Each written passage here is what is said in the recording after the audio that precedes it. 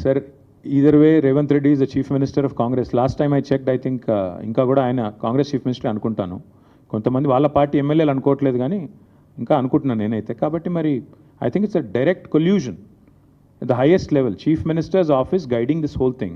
And this sort of fraud being perpetrated on the people and hoisted on the country, this will lead to so many other things. Again, I'm saying this with utmost responsibility, Divakar Garu. If this is not nipped in the bud, this will actually lead to the collapse of ICICI Bank. I'm saying this with utmost responsibility. ఎందుకంటే ఊరికే చెప్పట్లేదు నేను. 10,000 కోట్లు అట్లా యాదృచ్ఛికంగా ఊరికే ఎవరు అట్లా ఇచ్చేయరు, అట్లా ఇచ్చేయరు నార్మల్ కోర్సులో. కానీ ఇక్కడ ఇస్తున్నారు. అంటే దీని వెనకాల ఎంత పెద్ద కుంభకోణం ఉందో దాన్ని బట్టి మీరు అర్థం చేసుకోండి.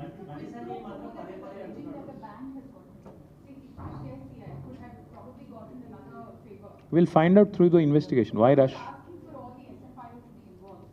I'm alleging clearly, ma'am, that a land that does not belong to TGIAC has actually been pledged to a broker called Beacon. Now this Beacon fellow goes to ICICI and says this is a land which is valued at 75 crores per acre, whereas the actual value is something else and the ownership is something else altogether. Therein lies the fraud. What else do you need to get an investigation going on? Once we start the investigation, I think you will find more details. అందులో దొంగలు ఎవరెవరు తిన్నారు, ఏమేమి తిన్నారు, బ్యాంకులో ఎవరు involve అయ్యారు, broker ఎక్కడున్నాడు, రేవంత్ రెడ్డి వెనకాల ఉన్న వాళ్ళు ఎవరు, ఇవన్నీ కూడా బయటకు వస్తాయి. ఇన్వెస్టిగేషన్ అయితే స్టార్ట్ అవ్వనివ్వండి. మొత్తం నన్నే you want me to be the judge and jury right now? Absolutely, not just SEBI. I'm saying CVC, SEBI, everybody is competent to intervene in this. If Government of India is serious, they have to investigate, they have to intervene. If they don't, then I certainly think that, at any cost, at any cost, ultimately, ఇవాళ జరిగేది ఏమంటే, మీరు రాష్ట్ర ప్రభుత్వం చేసిన ఈ ఆర్థిక దోపిడీ, ముఖ్యమంత్రి గారి కనుసనలో జరిగిన ఈ ఆర్థిక దోపిడీ, ఇఫ్ ఇట్ గోస్ అన్చెక్డ్, వాళ్ళు నెక్స్ట్ దానికి ఆల్రెడీ 60,000 కోట్ల కుంభకోణానికి రెడీగా ఉన్నారు.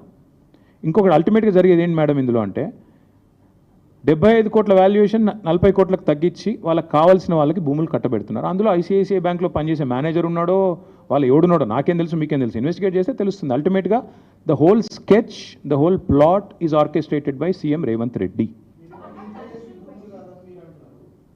నేను అనడం లేదు, అక్కడ రికార్డు చెప్తున్నాయి. తమ్ముడు నేను చెప్పడం నువ్వు చెప్పడం కాదు కదా పాయింట్. నేను ఇప్పుడు నీకు చూపెట్టింది రిజిస్ట్రేషన్ పత్రాలు.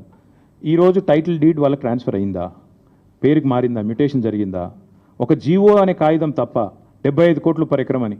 తర్వాత ఇప్పుడు బ్రదర్ నీకు తెలుసు కదా ప్రాసెస్ ఎట్లుంటుందని. ఒక ప్లాట్ కొనుక్కున్నావు బ్రదర్, ప్లాట్ కొనుక్కుంటే ఏం స్టెప్స్ ఉంటాయమ్మా? రిజిస్ట్రేషన్ ఉంటుంది, తర్వాత మ్యూటేషన్ ఉంటుంది, అంతేనా? సేల్ అగ్రిమెంటు, సేల్ డీడీ అని జరగాలి. జరిగిన తర్వాతనే ఫైనల్గా నీకు నీ పాస్బుక్లోకి ఎక్కుతుంది. మరి నీకు పాస్బుక్కే లేదు, నీకు అసలు మ్యూటేషనే జరగలేదు, నీ టైటిలే ట్రాన్స్ఫర్ కాలేదు, నీది కాని భూమి నువ్వు అమ్మేస్తే ఒప్పుకుంటావా?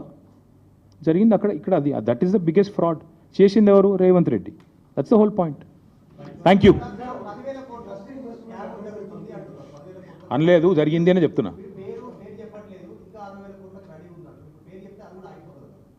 తమ్ముడు నువ్వు తొందర ఎందుకు పడుతున్నావు ప్రతిదానికి?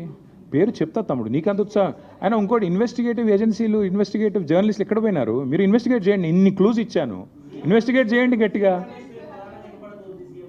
నేను సీఎం రేవంత్ రెడ్డి అని చెప్తున్నాను, ఎవరో వేరే పేరు చెప్తున్నా, చూసుకో.